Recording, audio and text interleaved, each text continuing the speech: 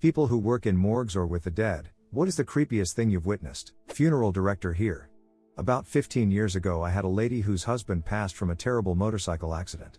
When she came in to make arrangements, she mentioned that she wanted his leather jacket back. Not terribly uncommon for people to want the personal effects back, however in this case the jacket was ripped and torn and saturated with blood and had bone fragments embedded in it. Personal effects from the coroner's office are usually returned in a sealed bag. The second it was given to her, she took it out and put it on. It smelled terrible. I truly hope she is doing okay now. I so feel this. My son passed August 2nd. I got his t-shirt he wore to the hospital. I am never washing it. Smells just like him. If someone's been down for more than a day or two, they'll start decomposing from the inside out. If the room is quiet enough, you can hear lots of gurgling and rumbling as the gases and fluids are moving around inside. And then you move them and they groan as the residual air in their lungs is out past their vocal cords. I work with a lot of hospice patients, so death is a common occurrence in my field. One night when one of my patients had literally just passed, the phone rang.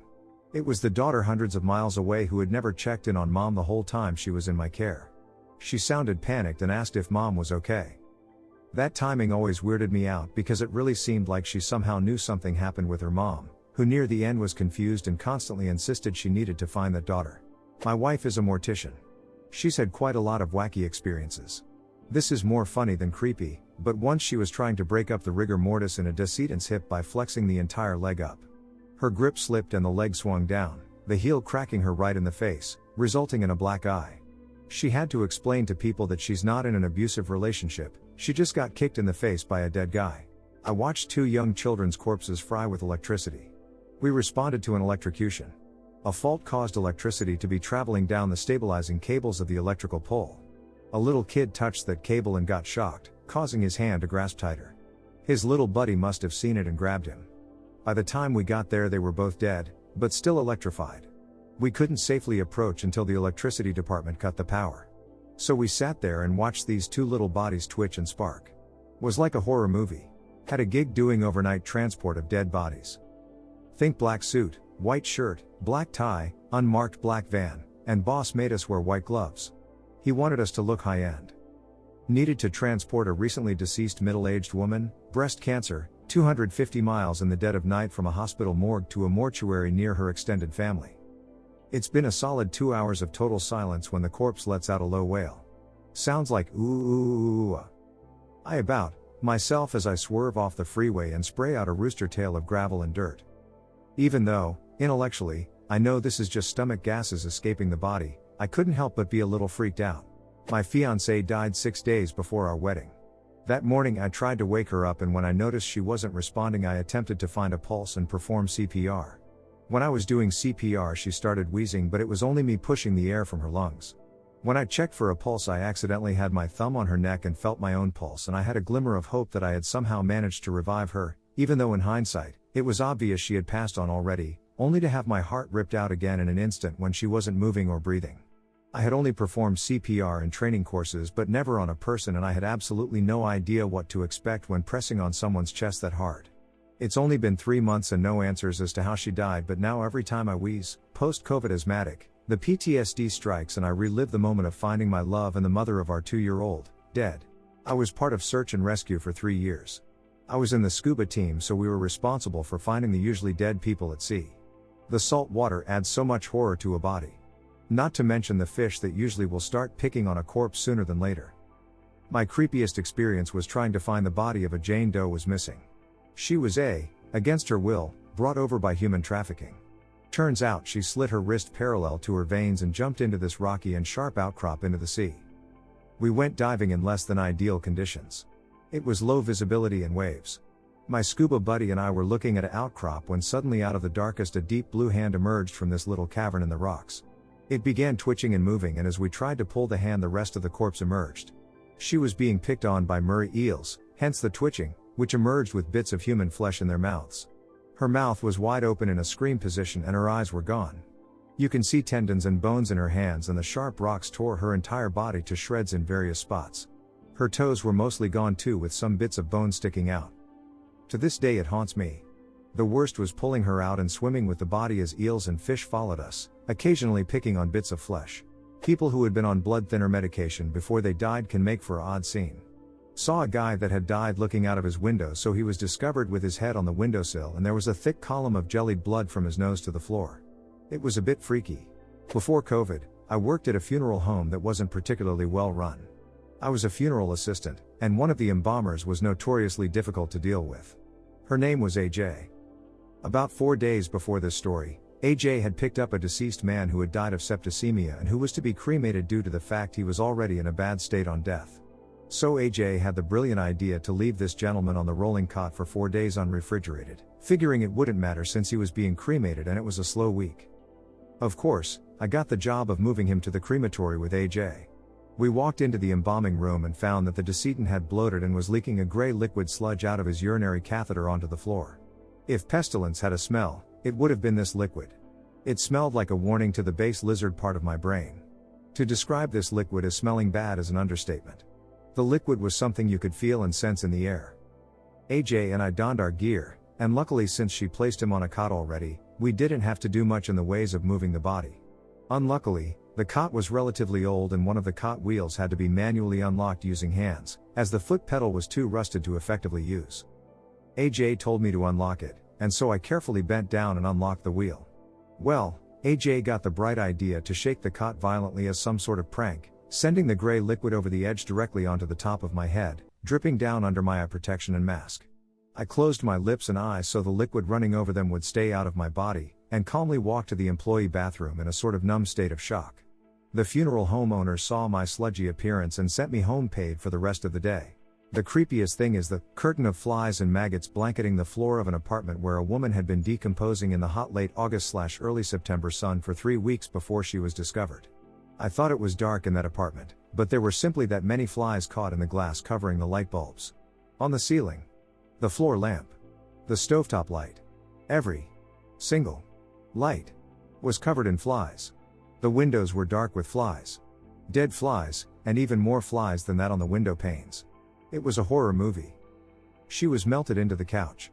When we tried to pick her up, her spine just fell outside of the rest of her body and she ended up in pieces. I guess it's less creepy and more skin crawling. But I hate flies and maggots. Freshly dead, I can deal with. Decomp in and of itself is fine. But the sight of those flies was just erg. I'm pretty sure I threw out the clothes I wore that day. I just couldn't. There is no amount of money you could pay me to do anything other than erect a safety structure around the property and incinerate it wholesale. Worked at a mortuary for a few years. We have methods to keep the jaw shut for viewing, otherwise it would gap open due to the angle of the head and neck. During a viewing the device failed and this gentleman's mouth literally popped open. The lead embalmer was not on site so I did my best. Ushered the family out of the room and superglued his mouth shut, but he didn't have teeth and supergluing just his lips did not work. It looked as if he was attempting to scream. I had to call in one of our other mortuaries in town and that embalmer used a giant needle and thread to sew his mouth shut from under his chin to his palate. Here is a funny story from my grandma. She used to work in an ER in Puerto Rico. Some guy had passed away and so the doctor came up to her and asked her to prepare the body to go to the morgue. So, she got some sheets, and started to wrap this guy up. As she crossed his legs, suddenly his became fully erect and was straight up. She wasn't sure what to make of it. But, it hurt to have to redo the sheets. So as she uncrossed his legs, the went down. So she was like, alright, let's get this over with. Then she crossed them again, and lo and behold, the went straight back up. Tried one more time and then she got freaked out and went back to the doctor. Obviously he found this hilarious as the guy apparently had a prosthetic in his. I delivered pizza to a crematorium.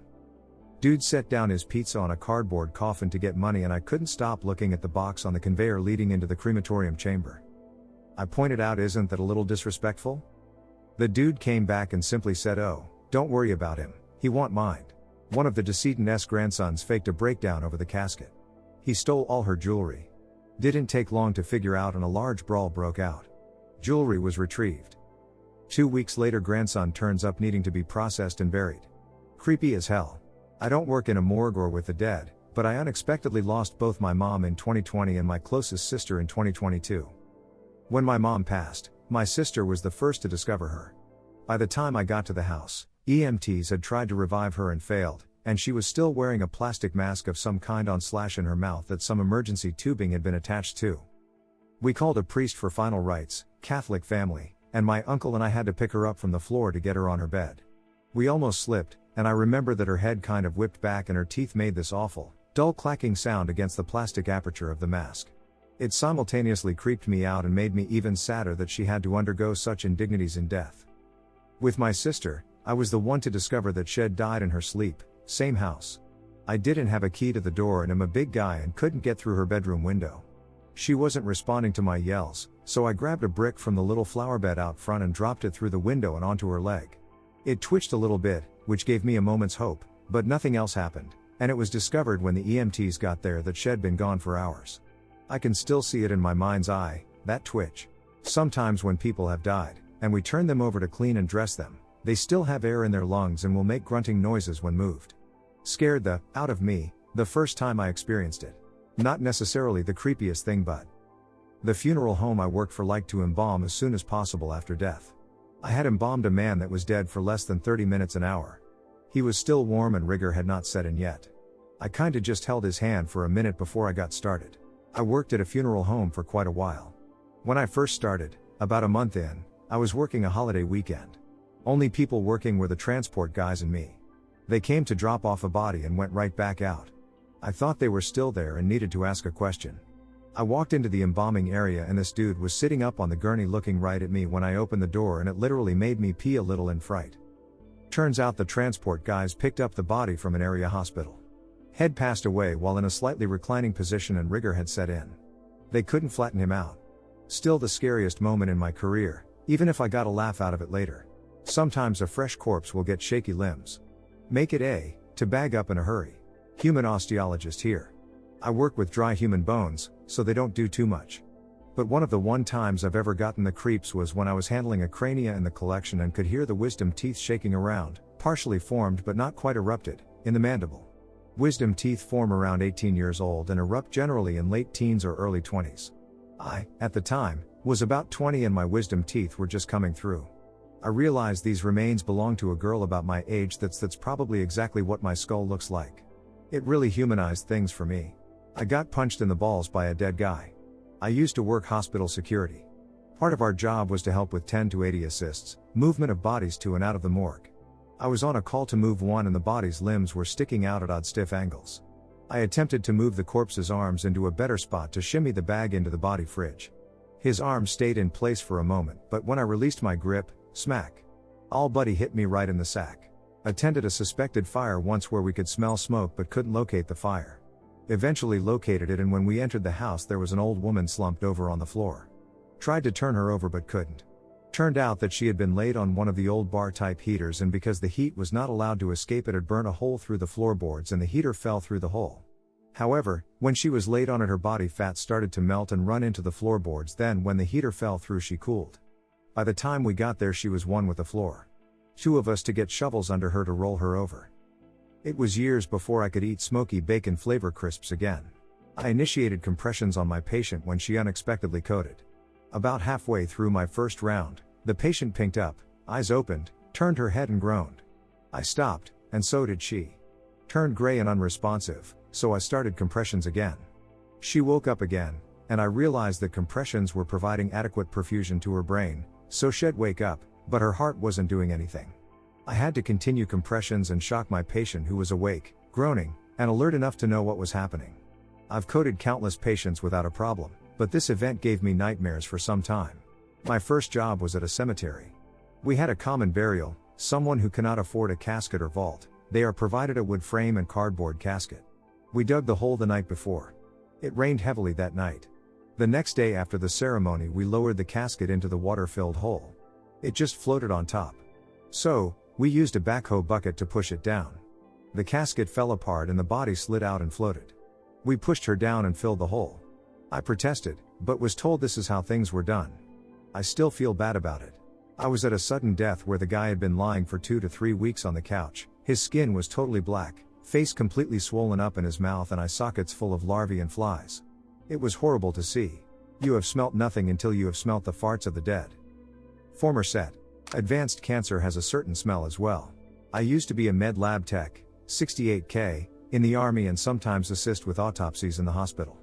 We did one on an infantryman, Fort Carson, 4th ID, that was by gunshot to the right temple.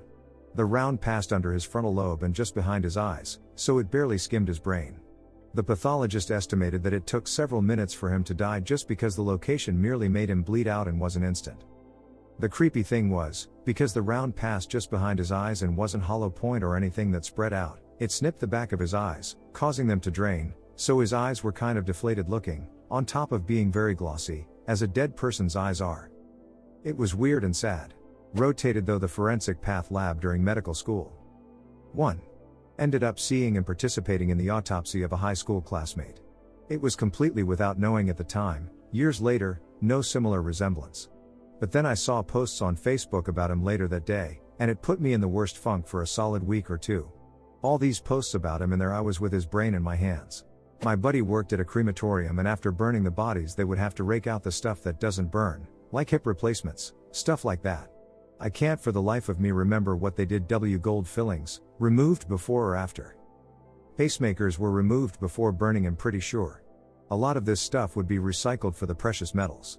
My creepiest moment was when I was in the morgue by myself at 4 a.m. I was using the lift to put a body into a crypt. It had reached roughly eye level when the power went out. It is now pitch dark. I couldn't see my hand in front of my face, then all the fans died, and all I could hear was the crinkling of body bags. That's when I started to hear disembodied voices. I couldn't make out what they were saying or where they were coming from. The power comes back a few moments later on and I move on with my night. Turns out the voices were just the automated "the power has gone out, switching to generator power" message. Ha! Not human corpses, but I worked as a sea otter conservationist and we'd have to recover carcasses off the coast of CA for research. We'd seal them in black bags and put them in a freezer after the autopsy, but sometimes the gas buildup would cause them to squeal and involuntarily move around when they are fresh. This movement can trigger other carcasses under them in the freezer who are on the brink of gas buildup to do the same. That was some nightmare fuel. A friend told me this story ages ago, and I hope I remember it well enough. When he was 18, he worked for a single plane transport contractor, and one time they had to carry a body. It wasn't autopsied or prepared for funeral yet, that was where they were taking it. So it was wrapped and just sort of laying on the floor. Now when you're in the air, I'm sure other pilots will tell you, the rise and fall of the airplane will do strange things with gravity, air pressure, and necromancy. In any case, the corpse had enough air in its lungs that the lower pressure outside the body caused the air inside to be expelled, slowly, and through the larynx. Meanwhile, rise and fall of the plane caused the body to sit up and the wrapping to fall away. Sitting up caused it to expel more air from the lungs. So while flying in the plane, they heard a long low moan, and saw sit up in the back of the plane. The pilot panicked, left the controls, and ran back and punched the corpse across the face, knocking it back down. He told me about how they figured out what happened, but I was laughing too hard at that point to really pick up the details. Not a morgue worker, but I watched my father die in the hospital. A bad fall led to unsurvivable brain damage. He was there for about 6 days, only 60 years old. We knew he wanted him on machines, so when the time came to take him off life support, his breathing turned to gargling, after a quick heart attack according to the IC, exactly like the sound of someone hitting a big bong. I couldn't smoke one for a while after the sound kept me up. And right before I left the room I gave him a last kiss on his forehead. It felt like he had worms wriggling around under his skin and his eyebrows started to twitch a little, like he was raising and lowering his brows. He was gone at that point too. No brain activity, no heartbeat, yet his fine muscles were twitching away. I think the nurse said it was the muscles straining from no oxygen. It was disturbing, to say the least. Up enough 2 years later I have to suddenly put my 11 years old lab down, and the service we were going to do home euthanasia with was somehow booked and couldn't help us, nor could many others. So I had to find some new random vet to take care of it. In a mess, my dog was scared, in pain, and in a completely new place, with me a semi-useless sobbing pile. The vet was wonderful and left him with me till I was ready to let him go, and when the tech picked his body up he made the sound he made when I wouldn't give him more treats. All I could do was whimper, "Wait. Is he?" And the vet ran him back over to me to show he was gone, and it was just air escaping. I hate to be like this, but I dunno which was worse. Refrigeration mechanic here. Our company took on a contract for a funeral home that did it all: storing, embalming, cremation, etc. One of my first repairs was to replace a failed motor in their main body cooler. It's definitely a strange feeling being the only living person in an ice box containing 25 dead bodies. I'm late. The other day our motion lights were on in the embalming room. I was the only one in the funeral home and had not gone in the room all day. Also last week, We had a power outage. Then all of a sudden, with the power out, our iPad dead, and our music system off, loud music blared through the speakers. It was at top volume. We have never turned the music up that loud. Plus it was playing with no power. Again, I was alone in the funeral home. My best friend growing up lived in the upstairs of his family-owned funeral home. We used to play hide and go seek in the caskets until one day one of the empty caskets wasn't empty because they had just gotten a delivery from a different funeral home. I was observing an autopsy for a forensic dentistry class. The pathologist was an older lady with gray hair swept up into a bun. She informed us that she would not be using gloves as she had never used gloves. Keep in mind this was the late 80s when, was incurable. The patient was a murder victim, gunshot. He had knocked on a door in a sketchy part of New Orleans, and by the time the homeowner opened the door he was dead on the front porch. Her assistant was named James and was wearing a leather butcher apron, but he was wearing gloves. During the thoracic examination, the pathologist put her ungloved hands into the clotted blood in the chest and was squeezing the clotted blood between her fingers saying, "Gotta find that bullet, James." She had blood up to her elbows. I glanced over into the corner of the room and James was smoking a cigarette with his gloves. It was so surreal, like a weird creepy movie. I don't know if this counts as creepy, but it was the thing my mom told me was the absolute worst when she interned at a county morgue. She has to go to the hospital with her boss to pick up an infant. The 5-year-old that was with told the police that mama threw the baby against the wall to make it stop crying.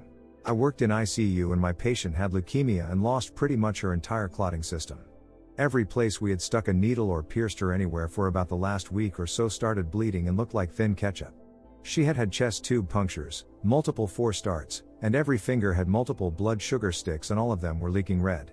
She was only 19, so we were trying really hard to save her.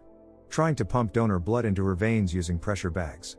Frantically we worked following the instructions of the leader of the code and moving so fast doing CPR and giving drugs, and blood was getting flung all over because you couldn't touch her anywhere without getting blood all over your gloves. In the end, she didn't make it, of course. The one little ICU room looked like a slaughterhouse with blood everywhere, floor, curtains, room divider curtains, ceiling, the monitoring equipment, and everyone that worked on her.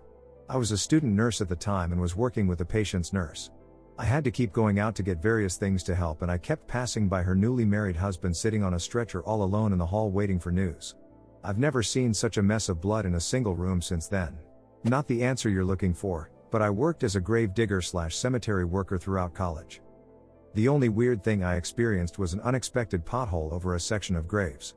If a casket is buried without a cement vault, eventually the casket can collapse, and it creates a pothole over top of the grave.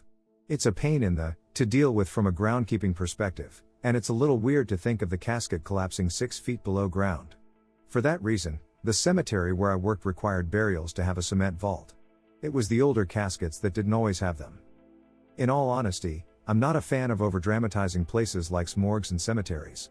Death is a natural part of life.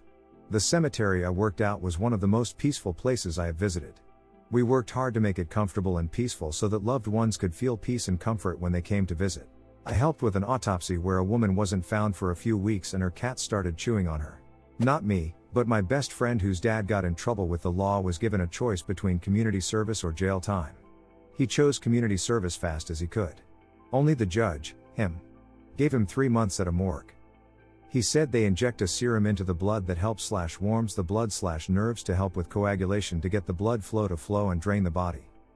Well, sometimes the muscles spasm and the arms will reach out or bodies will kick, and worst of all, sometimes they sit up. When he saw that, my friend's dad fainted and has been straight with the law since. Guess community service works, person shrugging. Hey, thanks for subscribing and liking. It really means a lot to me. While you are here, feel free to hop on over to the last video. See you there. Ronnie.